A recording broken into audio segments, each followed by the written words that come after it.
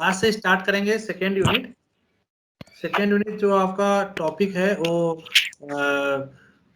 Data and algorithms नाम से chapter है, जिसमें टॉपिक जो कवर करेंगे हम डेटा एंड एल्गोरिथम, उसके इंट्रोडक्शन को देखेंगे क्या होते हैं।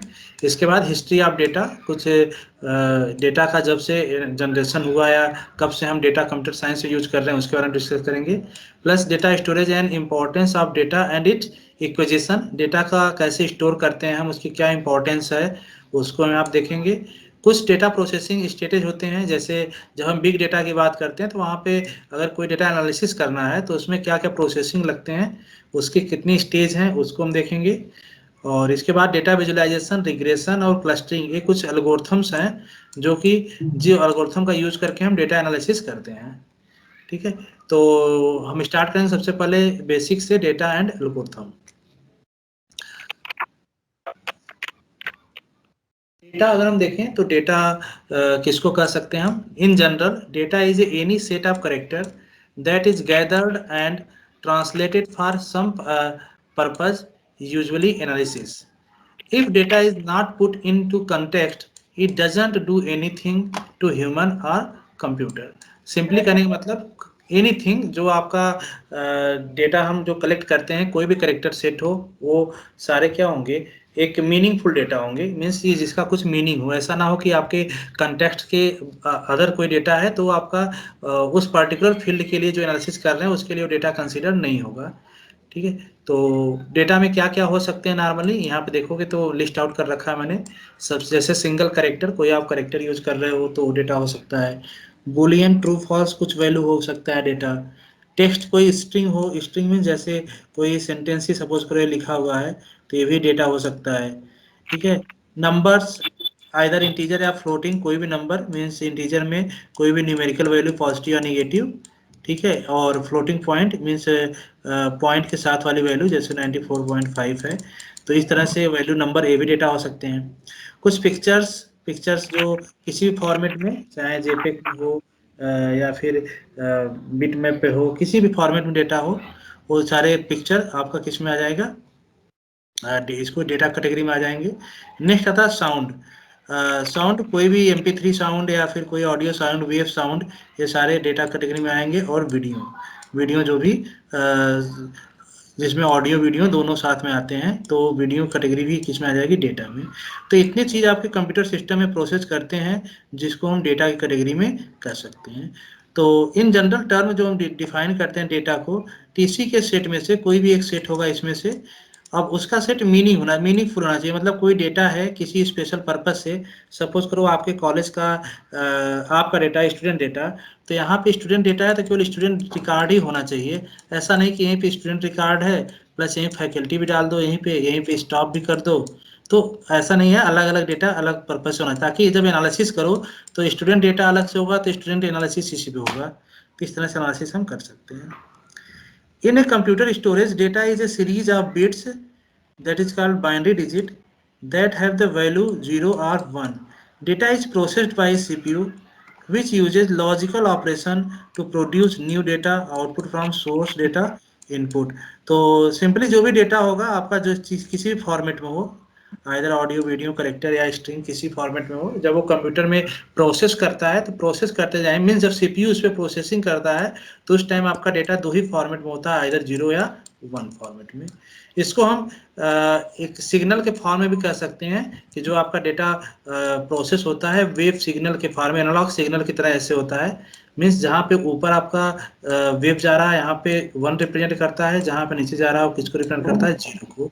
तो इस तरह से आपका डेटा प्रोसेस करता है सीपीयू में। ठीक है, इसके बाद कुछ एल्गोरिथम्स कैटेगरी है जो एल्गोरिथम्स यूज होते हैं डेटा एनालिसिस के लिए। डेटा एनालिसिस से मतलब यहाँ पे बात करेगा बिग डेटा की। एल्गोरिथम की मेन डिफिनीशन जो होता है वही एल्गोरिथम की डिफिनीशन जो आपने प्रोग्रामिंग फॉर प्रॉब्लम सॉल्विंग में एल्गोरिथम की डिफिनीशन पढ़ा होगा। हम उसके डिफिनीशन में नहीं जा रहे हैं यहाँ पे, क्योंकि एल्गोरिथम डिफाइन करोगे तो algorithm is set of instructions to solve particular problem, वो अलग डिफिनीशन है, उसको आप लिख सकते हो यहाँ पे, लेकिन हम उसको यहाँ पे डिक्टेट नहीं कर रहे हैं। तो मुझे पता है एल्गोरिथम आप लोग को पता होगा, डिफिनीशन पता होगा, तो हम डिटेल में चलते हैं। एल्गोरिथम यहाँ पे जो भी बात किया है वो बिग डेटा के रेफरेंस में किया है। बिग डेटा क्या हो सकते हैं, big data generally previous lecture में हमने डिस्कस किया था, collection of huge amount of data.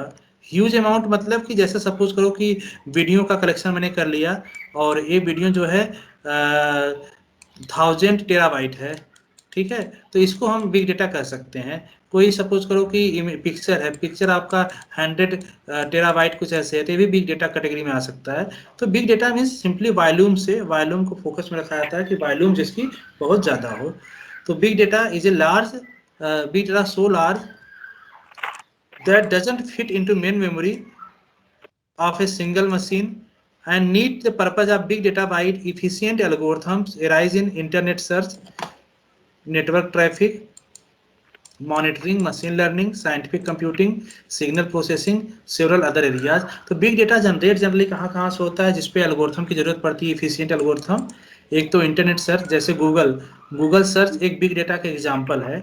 मतलब आप कुछ भी सर्च करते होंगे, आप देखेंगे कि आप एक सेंटेंस सर्च करो तो उसके लिए कम से कम 100 पेज ओपन हो के आता है।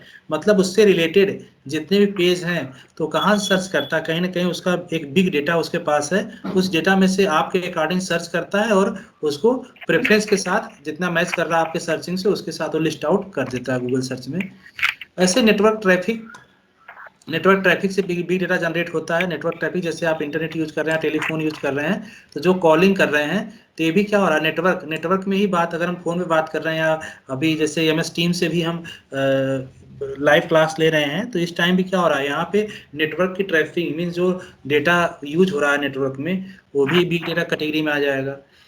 डेटा की मॉनिटरिंग, उसको अगर डेटा की मॉनिटर करना है तो मॉनिटरिंग के लिए भी स्पेसिफिक एल्गोरिथम आपके होने पास चाहिए। मशीन लर्निंग के एग्जांपल्स और इसका क्या होता है, इसको हमने प्रीवियस लेक्चर में डिस्कस किया था फर्स्ट यूनिट में। तो मशीन लर्निंग का भी कंसेप्ट बिग डेटा में डेटा एनालिसिस के लिए हम कर सकते हैं। कुछ साइंटिफिक कंप्यूटेशन, सिग्नल प्रोसेसिंग, ऐसे बहुत सारे एरिया हैं जहाँ पे बिग डेटा यूज होता है और हम वहाँ पे डिफरेंट एल्गोरिथम यूज करते हैं उसके एनालिसिस के लिए। तो जो एल्गोरिथम्स यूज होता है उसकी मेजर कैटेगरी कुछ इस तरह से होती है। एल्गोरिथम क्या काम करता है आपका बेसिक तौर पे, हम यहाँ पे एल्गोरिथम डिस्कस नहीं कर रहे हैं। एल्गोरिथम मैंने बताया कि जो एल्गोरिथम जैसे यहाँ पे है रिग्रेशन, प्रेडिक्शन, क्लासिफिकेशन, ये सब एल्गोरिथम्स हैं जिसको हम बाद में डिस्कस करेंगे कैसे वो एनालिसिस करता है। फिलहाल यहाँ पे हम बता रहे हैं कि डिस्कस करेंगे कि किस किस कैटेगरी का क्या क्या काम आपके एनालिसिस में होना चाहिए। सबसे फर्स्ट आता है sketching and streaming. Sketching and streaming extremely small piece data structure that can be updated on the fly in fast moving stream of input। Simply live streaming की बात कर रहा है। जैसे सपोज करो कि आपका सेटेलाइट के थ्रू अर्थ का इमेज लेना है या कोई डेटा सेंड करना है, तो क्या करता है कि इस लाइव हमेशा वो डेटा ग्रो करता रहता है, हमेशा ग्रो कर रहा है डेटा और वो इमेज आपको कंटिन्यू भेज रहा। तो इस तरह का जो डेटा होगा, इसके लिए स्पेसिफिक एल्गोरिथम कैसे हम इसको एनालिसिस करेंगे। दूसरा आता है डायमेंशन रिडक्शन। डायमेंशन रिडक्शन से मतलब कि सपोज करो कि आपके पास बहुत सारा डेटा है, सपोज करो कि आपका एक कॉलेज का या कहीं किसी कंपनी के सपोज डेटा है जहाँ पे कस्टमर नेम है, सेल्स है, रेवेन्यू है, और रेवेन्यू जनरेट हो गया, या फिर किसी का क्लाइंट का कुछ एड्रेस या नेम है। तो ये सब क्या होते हैं, इस सबको हम वन बाय वन इन सबको डायमेंशन कहते हैं। डायमेंशन रिडक्शन से मतलब है कि अगर आप इस पे एनालिसिस कर रहे हैं तो जिस चीज़ पे आपका फोकस है, सपोज करो आपका फोकस रेवेन्यू पे है, तो रेवेन्यू के अकॉर्डिंग उसको हम रिड्यूस करेंगे, बाकी जो यूजलेस डायमेंशन उसको हम निगलेक्ट कर देंगे। तो डायमेंशन रिडक्शन के लिए भी कोई एल्गोरिथम्स आपको यूज करना पड़ेगा। Next numerical linear algebra. Numerical form में या लीनियर अलजेब्रा जैसे हम यूज करते हैं डायग्राम ड्रॉ करने के लिए। जैसे सपोज करो कि इस तरह से ग्राफ डायग्राम कर रहे हैं, तो इसमें जनरली आपका कंप्यूटेशन आपका न्यूमेरिकल अलजेब्रा कंसेप्ट होता है, जिसका एग्जांपल आप देखते होंगे कि प्रोडक्ट रेटिंग में यूज किया जाता है। प्रोडक्ट रेटिंग जैसे अमेजन और नेटफ्लिक्स का अगर रेटिंग देखना हो, किसके कितने यूजर हैं, किसके कितने वीडियो कंटेंट प्ले हो रहे हैं, क्या क्या कंटेंट हैं, तो इस तरह से न्यूमेरिकली इसको रेटिंग पॉइंट के साथ रिप्रेजेंट किया जाता है। तो इन सब की एनालिसिस के लिए कौन से एल्गोरिथम सुटेबल होंगे और कैसे काम करेंगे। Next compress sensing recovery of sparse signal based on few linear measurement. Simply इसका मतलब कि सपोज आपको डेटा कहीं स्पार्स है, मतलब बहुत ह्यूज है, तो ह्यूज अमाउंट में लेकिन यहाँ पे जो डेटा है आपको जो चाहिए जिस पे आपका फोकस होना चाहिए वो बहुत दूर दूर है। ऐसे बीच में और भी बहुत सारे डेटा हैं जो इससे मैच नहीं करते। तो अब यहाँ पे कंप्रेस सेंसिंग का मतलब है कि जितने भी मीनिंगफुल डेटा है स्प्रेस, इसको कंप्रेस करके एक पास ले आना, सारे को जो मीनिंगफुल वाले हैं एक पास ले आना, ताकि इस पे एनालिसिस इजीली हो जाए। नेक्स्ट एक्सटर्नल मेमोरी, जब आपका एल्गोरिथम, जब आपका डेटा कोई जाहिर सी बात है अगर बिग डेटा है तो इसके लिए अलग से मेमोरी आपको ज़रूरत पड़ेगी, जैसे हार्ड डिस्क हो गया, या आप कोई डिस्क यूज़ कर रहे हैं, टेप यूज़ कर रहे हैं, तो वहाँ पे डेटा का स्टोरेज करने के लिए यूज़ करना पड़ता है। देन वहाँ पे हम एल्गोरिथम जो स्टोरेज होता है, कुछ एल्गोरिथम्स या कंसेप्ट है, जैसे ट्री, बी ट्री हो गया, बफर ट्री हो गया, इसका यूज़ करते हैं। जैसे हम हार्ड डिस्क की बात करें तो जो आपके सिस्टम में हार्ड डिस्क है, यहाँ पे जो भी आप फाइल फोल्डर बनाते हैं ये सारे बी ट्री मैनर में ऑर्गेनाइज होते हैं। बी ट्री यहाँ पे हालांकि आपको नहीं पढ़ना है, लेकिन बी ट्री एक ऑर्गेनाइजेशन आर्किटेक्चर है जिस फॉर्म में आप डेटा को अरेंज करते हैं। तो बाय डिफॉल्ट आपके सिस्टम में बी ट्री फॉर्म में अरेंज होता है, जिससे क्या होती है, कुछ डेटा सर्च करना होता है तो बहुत ईजिली सर्च हो जाता है।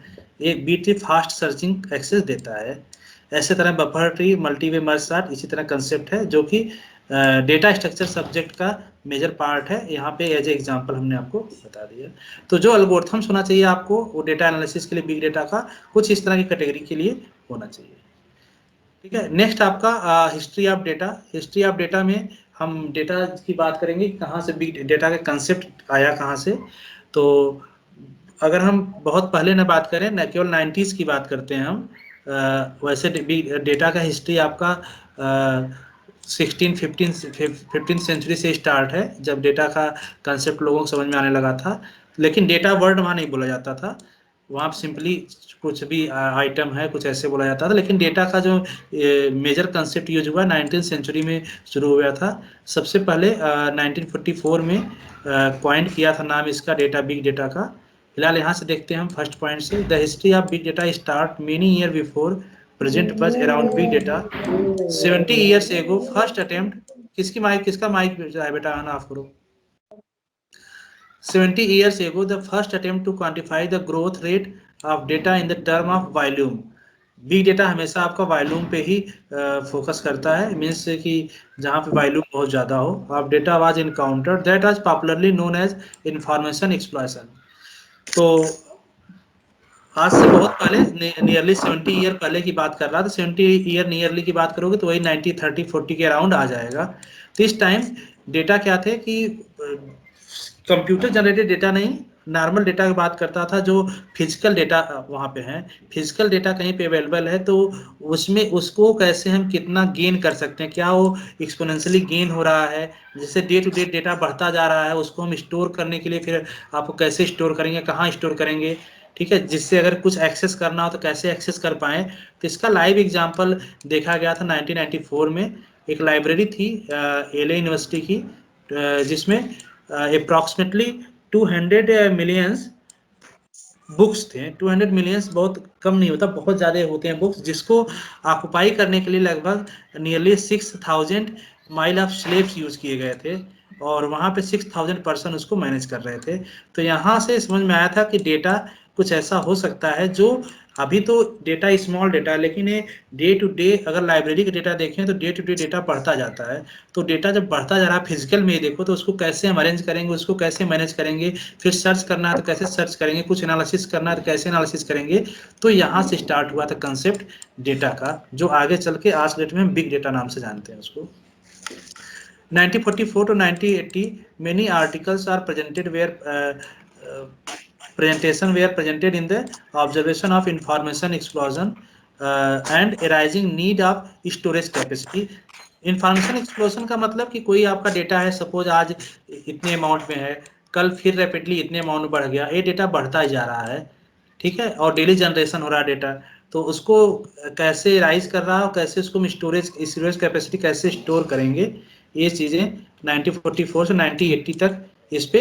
और जब आपका 1944 की बात करें तो इस टाइम कंप्यूटर का फर्स्ट जनरेशन आ गया था, first second third generation start हो गया था। तो 1980 तक इस पे काफ़ी एनालिसिस किया गया, देखा गया कि हाँ डेटा कैसे स्टोर करेंगे। फिर आपका हार्ड डिस्क आया, फिर उसकी कैपेसिटी बढ़ने लगी है धीरे धीरे, ठीक है। लेकिन 1980s के बाद बिग डेटा काफी रैपिडली और बहुत तेजी से कंसेप्ट उसका आया और उसको बहुत तेजी से आज के डेट में यूज करने लगे हैं। बिग डेटा आज तो हर जगह जनरेट हो रहा है। जैसे अभी हम सपोज करो कि इसी बात करें कि एमएस टीम पे जो हम क्लास की रिकॉर्डिंग कर रहे हैं, आज की कितनी जीबी डेटा रिकॉर्डिंग हुई, ये भी देखें तो कम से कम 1000 GB की रिकॉर्डिंग होगा, ज्यादा होगा। तो ये भी क्या हो रहा है, बिग डेटा। मतलब एमएस टीम के थ्रू भी डेटा जो जनरेट हो रहा है, ये भी बिग डेटा की कैटेगरी में जा रहा है। ऐसे ही सपोज करो आप इंटरनेट यूज कर रहे हो, तो डेली डेली आप देखते होंगे कि कुछ भी कहीं पे अगर डेटा एक्सेस कर रहे हैं, तो डेटा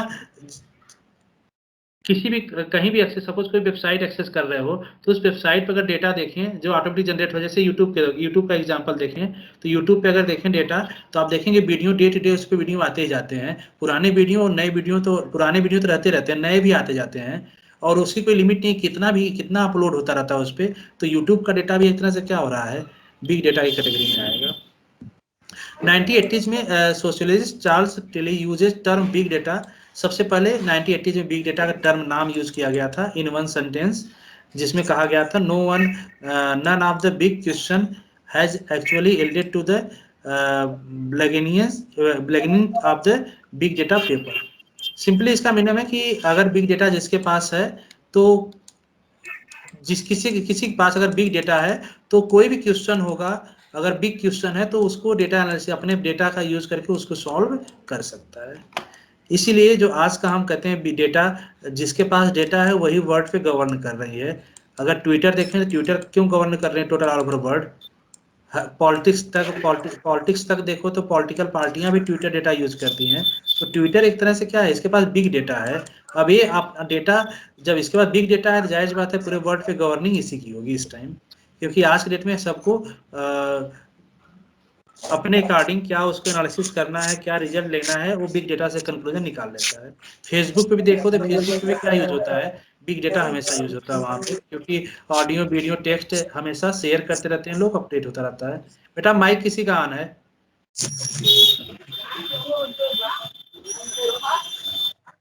इसके बाद 1980 में 2000 में 2001 में ये कुछ ईयर थे जिसमें बहुत सारे रिसर्च पेपर पब्लिश हुए थे, जिसमें बिग डेटा कंसेप्ट की बात किया गया था।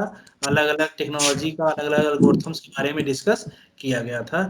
और 2005 एक इरा था कि 2005 में, उस टाइम 2005 में याहू अपने बूम पे था। याहू अगर वेबसाइट देखो तो उस टाइम अपने बूम पे था, नंबर 1 साइट्स की सर्च इंजन में आता था। आज गूगल नंबर 1 पे है, लेकिन उस टाइम 2005 में याहू का गवर्निंग था टोटल से। तो याहू ने सबसे पहले डेटा टेक्नोलॉजी यूज किया था हडूप, बिग डेटा एनालिसिस के लिए। जो पेटाबाइट डेटा, पेटाबाइट मतलब कि आप टेराबाइट के बाद जैसे जीबी, एमबी, जीबी, टीबी, उसके बाद पीबी आ जाता है पेटाबाइट।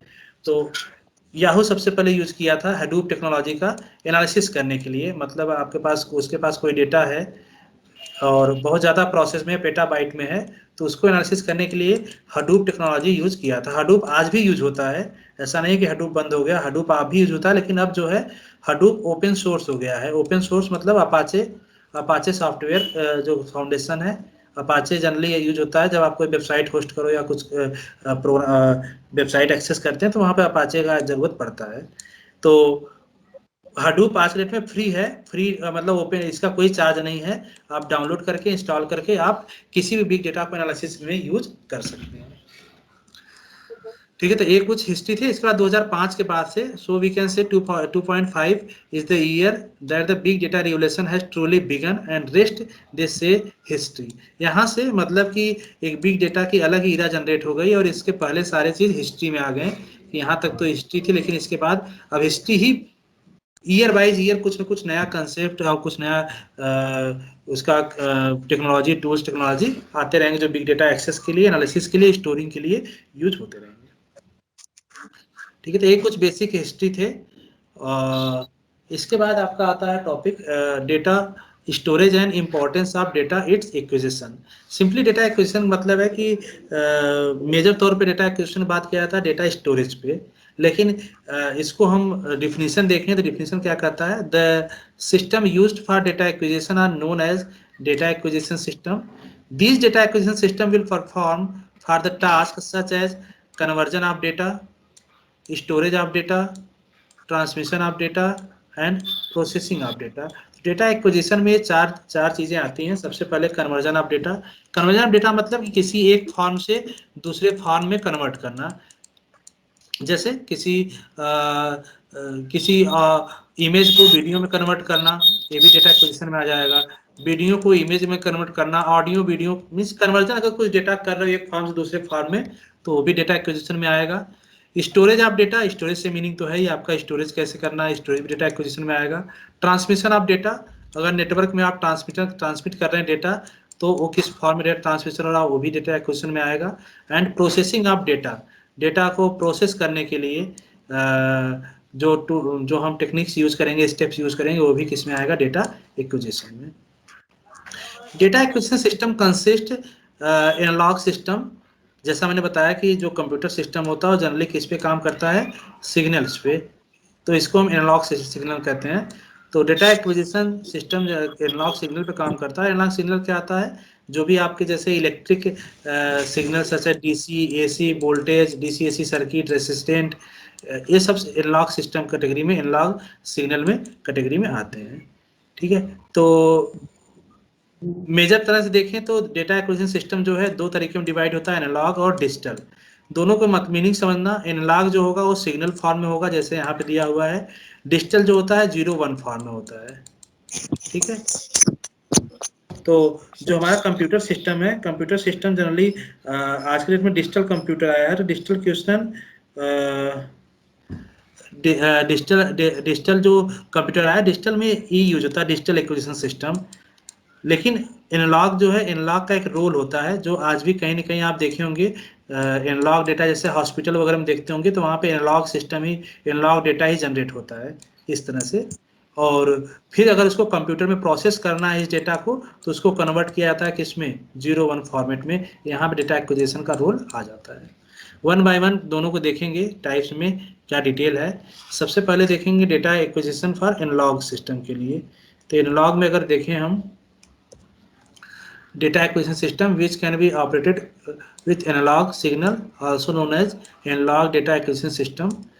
क्या क्या होता है, कौन कौन से ब्लॉक यूज होते हैं। सबसे पहले तो ट्रांसड्यूसर, ये सब ध्यान देना डिवाइस है। ट्रांसड्यूसर एक फिजिकल डिवाइस होता है जो यूज होता है इलेक्ट्रॉनिक्स गैजेट्स वगैरह में इलेक्ट्रिकल सिग्नल में कन्वर्ट करने के लिए। तो it convert physical quantities into electrical quantities. Transducer काम समझना, जैसे सपोज करो हॉस्पिटल में हो तो आपको कोई मेजर कर रहा है, आपका सपोज हार्ट बीट या ब्लड बीपी कुछ मेजर कर रहा है, तो वहाँ पे क्या करेगा, ट्रांसड्यूसर उसको सिग्नल में कन्वर्ट करेगा, इस सिग्नल फॉर्म में बनाएगा। ठीक है, सिग्नल कंडीशनर क्या कहता है, it perform the function like amplification of selection of desired portion of signal. अब जैसे सिग्नल जनरेट कर दिया है इतना सारा, अब इसमें एनालिसिस के लिए हम कितने पोर्शन पे फोकस करेंगे, ये आपका सिग्नल कंडीशनर बताता है। सपोज इतने पे ही केवल फोकस करना है तो इतने को ही लेगा, बाकी सबको डिस्कार्ड कर देगा। मीन सिलेक्शन करना है, एम्पलीफिकेशन करना है। एम्पलीफिकेशन मतलब कि जो आपका नॉइज है, नॉइज को रिमूव कर देना। And display devices, it display the input signal for monitoring purpose. तो जो देखेंगे मॉनिटरिंग पर्पज के लिए डिस्प्ले भी लगा रहता है, डिस्प्ले पे देख सकते हैं आप कैसे आपका सिग्नल चल रहा है। And graphic recording instrument, this can be use make the record of input data permanently. और ये जो डेटा है सिंपली ये ग्राफिक्स फॉर्म में परमानेंटली, जैसे ग्राफिक्स फॉर्म मतलब जैसे आपको प्रिंट आउट निकाल के दे दिया जाता है तो उसका सॉफ्ट कॉपी भी परमानेंटली स्टोर कर लिया जाता है फ्यूचर यूज के लिए। और उसको कहीं ना कहीं मैग्नेटिक टेप पे, मैग्नेटिक नहीं जैसे आपका हार्ड डिस्क हो गया या फिर सीडी डीवीडी हो गया, उस पर क्या करेंगे, स्टोर कर देंगे डेटा को। तो इस तरह से आपका एनालॉग सिस्टम काम करता है। लेकिन अगर कंप्यूटर सिस्टम की बात करें, जो डिजिटल कंप्यूटर है, तो डिजिटल कंप्यूटर में कुछ अलग तरीके से काम होता है। यहाँ पे अगर देखें तो डिजिटल एक्विजिशन में मेनली जो ऑपरेशन परफॉर्म होता है वो होता है एक्विजिशन ऑफ एनालॉग सिग्नल। मतलब एनालॉग सिग्नल का से उसको स्टोर करना और उसको then convert the analogue signal into digital signature. ध्यान देना यही इंपॉर्टेंट टर्म है इसका कि इसको किस में कन्वर्ट करेगा, 0 और 1 फॉर्म में कन्वर्ट करेगा। देन इस पे जो है आपका कोई भी प्रोसेसिंग कंप्यूटर सिस्टम में लगेगा 0-1 में। तो ये आपका डिजिटल एक्विजिशन सिस्टम कहा जाएगा। ठीक है, इस पे न्यूमेरिकल पार्ट कुछ इतना ज़्यादा नहीं है, थ्योरेटिकली है केवल, तो इतना हमने जो बता दिया इतना काफ़ी है, सफिशियंट है आपको लिखने के लिए। तो इसके बाद आपका टॉपिक आता है स्टेजेस ऑफ डेटा प्रोसेसिंग, तो इसको हम नेक्स्ट लेक्चर में करेंगे। अभी फिलहाल बस इतना ही करते हैं।